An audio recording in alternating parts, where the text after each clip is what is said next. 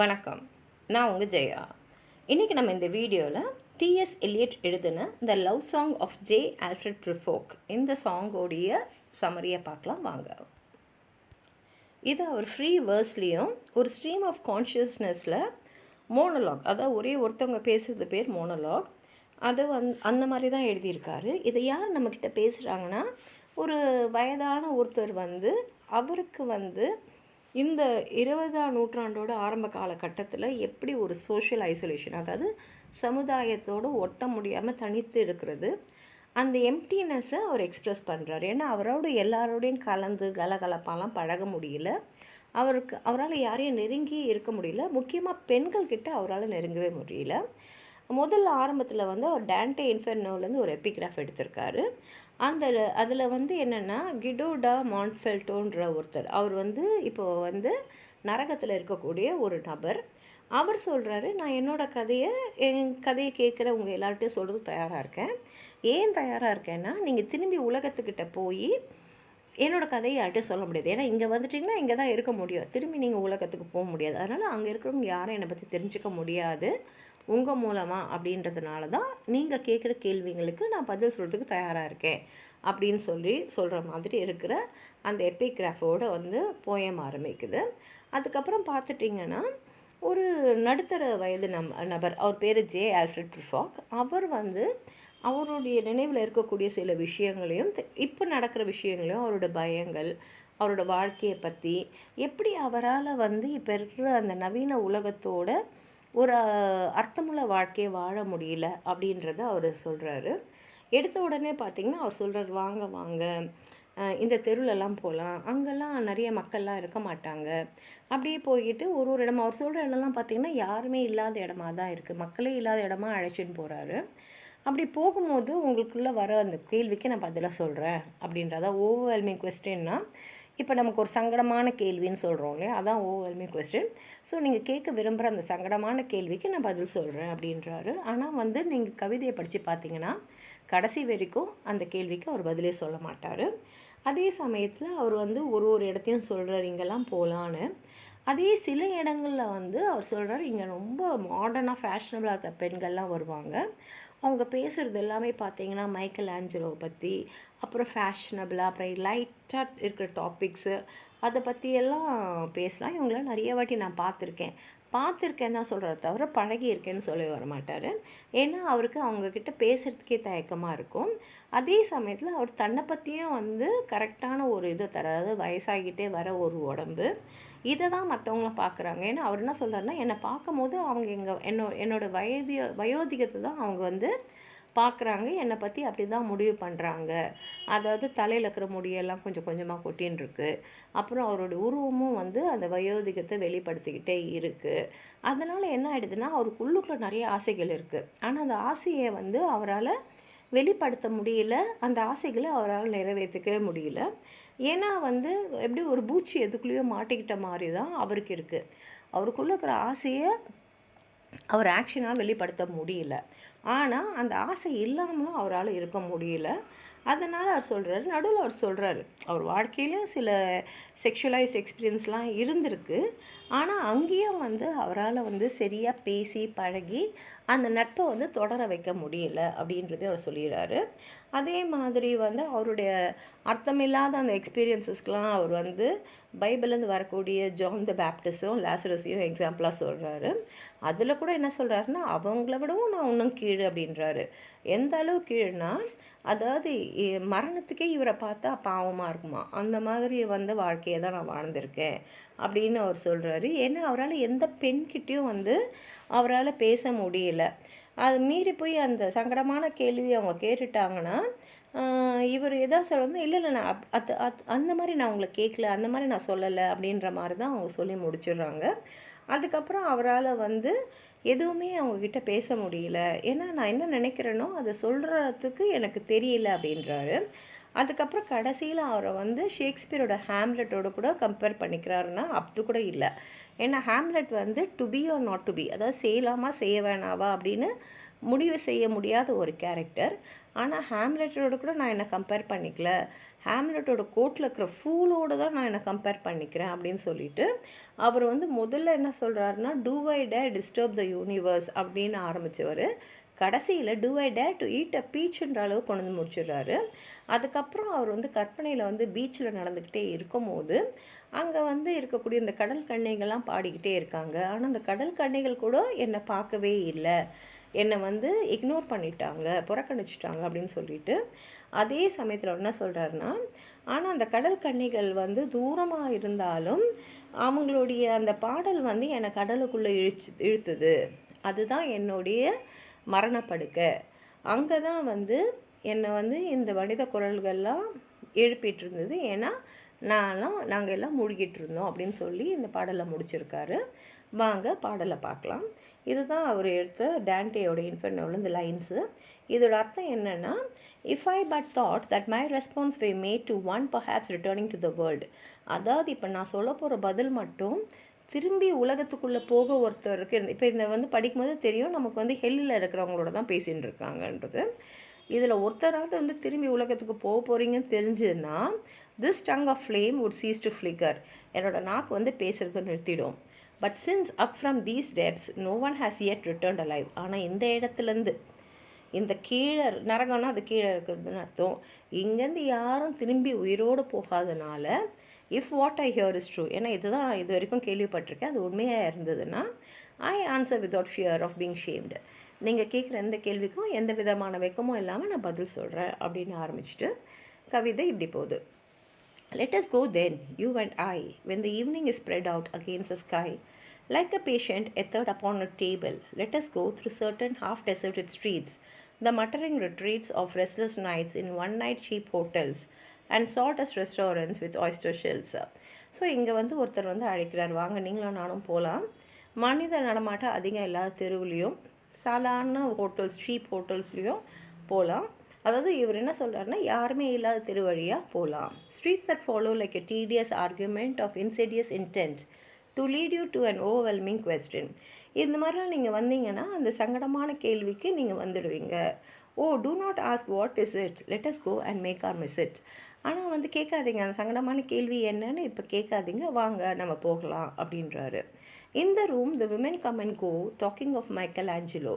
The yellow fog that rubs it back upon the window panes, the yellow smoke that rubs its muzzle on the window panes, licked its tongue into the corners of the evening, lingered upon the poles that stand in dreams. இந்த ரூம்லலாம் பெண்கள் வந்துட்டுலாம் போவாங்க, அவங்க பேசுகிறதெல்லாம் மைக்கேலாஞ்சலோன்னு போதே அது ஒரு கிளாஸான ஒரு ஆடியன்ஸுன்னு தெரியுது. அவங்கள பற்றியெல்லாம் பேசின்னு இருப்பாங்க. மற்றபடி இந்த இடம்லாம் பார்த்திங்கன்னா ஒரு யாருமே அதிகமான வந்துட்டு போகக்கூடிய இடமா இருக்காது. Let fall upon its back and soot that falls from chimneys, slipped by the terrace, made a sudden leap, and seeing that it was a soft October night, curled once about the house and fell asleep. இந்த இடத்த பார்த்தாலே இது ஒரு October நைட்டுன்னு தெரியுது, வாங்க அப்படியே போய்கிட்டே இருக்கலாம். And indeed there will be time for the yellow smoke that slides along the street, rubbing its back upon the window panes. There will be time to prepare a face to meet the faces that you meet. There will be time to murder and create, and time for all the works and days of hands that lift and drop a question on your plate. Time for you and time for me. நிறைய நேரம் இருக்குது, நம்ம போக நிறைய முகங்களை நம்ம பார்ப்போம், வாங்க போகலாம் அப்படின்றாரு. And time yet for 100 indecisions and for 100 wishes and revisions before the taking of a toast and tea. நிறைய நேரம் இருக்குது, நிறைய விஷயங்களை திருப்பி செய்கிறதுக்கு கூட நமக்கு நேரம் இருக்குது, வாங்க போகலாம்.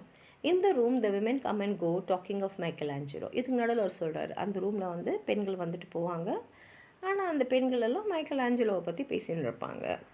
And indeed there will be time, no wonder, do I dare and do I dare, time to turn back and descend the stair, with the bald spot in the middle of my hair. They will say, how his hair is growing thin. அதே மாதிரி நிறைய இருக்குது. Two ஐ டேர்னா இது செய்யறதுக்கு எனக்கு தைரியம் இருக்கா அப்படின்ற மாதிரி அவர் ஒரு கேள்வியை கேட்டுட்டு, ஆனால் வந்து அவங்களாம் என்ன பார்ப்பாங்கன்னா என் தலையில் இருக்கிற அந்த வழுக்கையை தான் அவங்க சொல்லுவாங்க, அவன் தலையில் இருக்கிற முடி குறைஞ்சின்னே இருக்குன்னு. இது மூலமாக வந்து நமக்கு தெரியுது, இப்போ பேசின்னு இருக்க நபர் வந்து ஒரு நடுத்தர வயதோ இல்லை வயதான ஒரு நபரோ, ஏன்னா தலையில் இருக்கிற முடி வந்து கம்மியாகிட்டுருக்குன்றது ஒரு வயோதிகத்தை குறிக்கும்.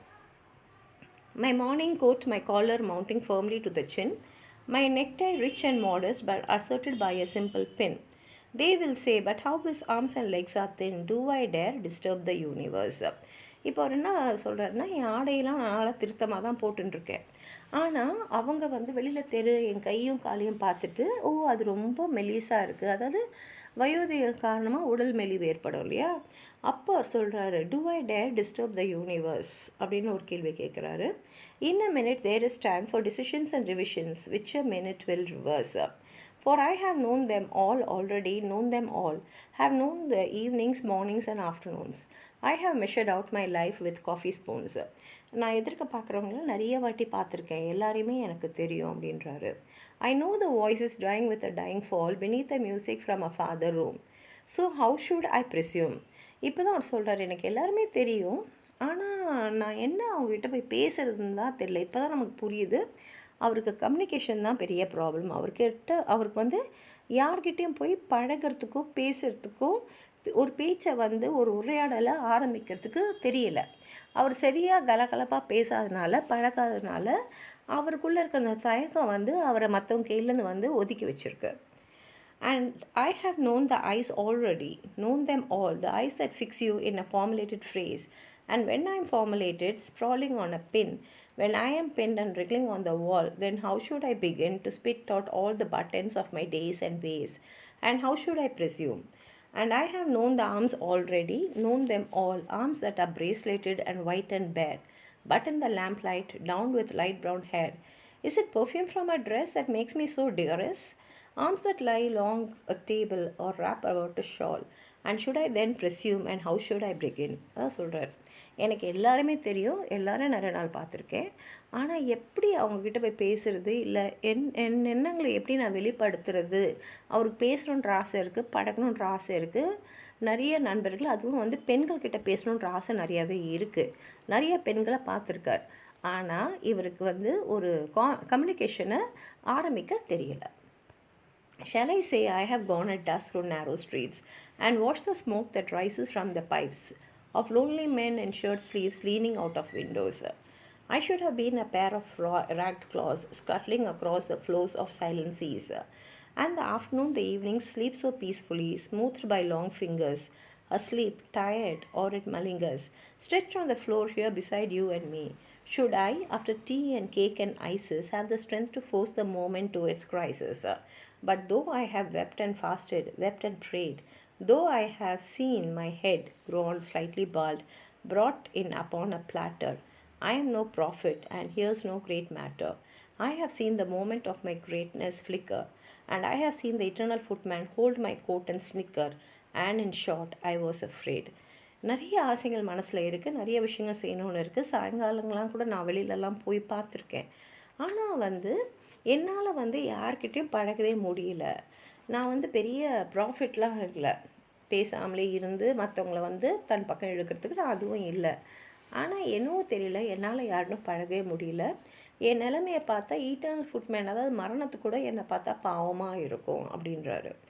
And would it have been worth it after all, after the cups, the marmalade, the tea, among the porcelain, among some talk of you and me, would it have been worthwhile to have bitten off the matter with a smile, to have squeezed the universe into a ball, to roll it towards some overwhelming question, to say, I am Lazarus, come from the dead, come back to tell you all, I shall tell you all, if one settling a pillow by your head should say, that is not what I meant at all, that is not it at all.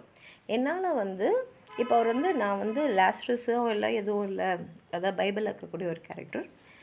ஏன்னா வந்து எந்த பெண்கிட்ட வந்து நான் எதாவது சொல்லணும்னு பார்த்தேன்னா, இல்லை நான் அதை சொல்லலை அப்படின்னு தான் சொல்கிறாங்க. அதாவது எனக்கு வந்து எண்ணங்களை வந்து சரியாகவும் பேச தெரியல, அதனால் அந்த பெண்கள் வந்து இல்லை நான் இதெல்லாம் உங்ககிட்ட கேட்கலன்னு சொல்கிற மாதிரி தான் நான் எதையாவது வந்து ஒளறிடுறேன் அப்படின்றாரு. அதனாலேயே எனக்கு பேசவே வரமாட்டேங்குது. And would it have been worth it after all? Would it have been worthwhile after the sunsets and the dooryards and the sprinkled streets, after the novels, after the teacups, after the skirts that trail along the floor, and this and so much more? It is impossible to say just what I mean, but as if a magic lantern threw the nerves in pattern on a screen. Would it have been worthwhile? Would it have been worthwhile if one, settling a pillow or throwing off a shawl and turning towards the window, should say, that is not it at all, that is not what I meant at all? அதாவது அவர் என்ன சொல்கிறாருன்னா, எனக்கு எதுவுமே பேச தெரியல.